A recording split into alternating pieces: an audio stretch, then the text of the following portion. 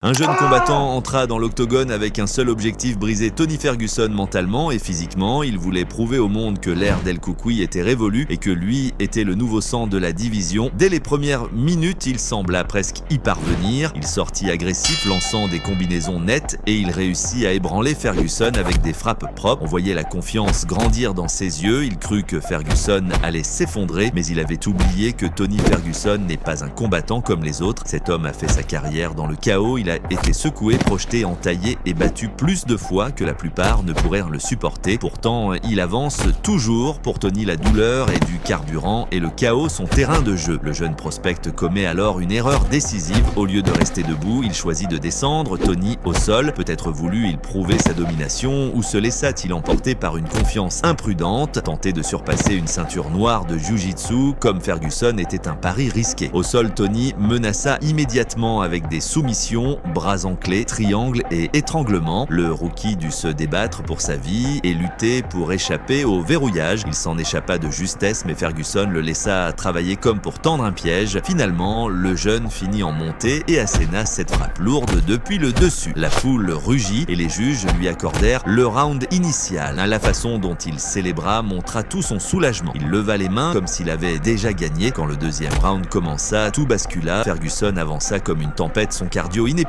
son rythme sauvage et ses frappes imprévisibles submergèrent le novice. Coudes tranchants à tournoyants, pression incessante, Tony l'entraîna en eau profonde. Les tacs du rookie perdirent leur vivacité, son jeu de jambes se désorganisa et sa respiration s'alourdit. Il recula vers la cage, se protégeant, tandis que Ferguson amplifia la punition sans relâche. La confiance du premier round disparut, remplacée par le doute et la panique. Au troisième round, le jeune était déjà marqué et brisé par l'enchaînement. Il tente encore une fois la même montée, croyant que la chance frapperait deux fois, mais cette fois Ferguson était prêt, précis et millimétré. Avec une tension parfaite, Tony ajusta ses hanches, verrouilla ses jambes et scella un triangle. Le rookie se débattit, donna des coups de pied, tenta de résister, mais il était trop tard. Son arrogance juvénile l'avait piégé et bientôt il tapa pour abandonner. Et une fois de plus, El Koukoui rappela au monde pourquoi il reste l'un des combattants les plus dangereux, imprévisibles et terrifiants de l'histoire de l'UFC.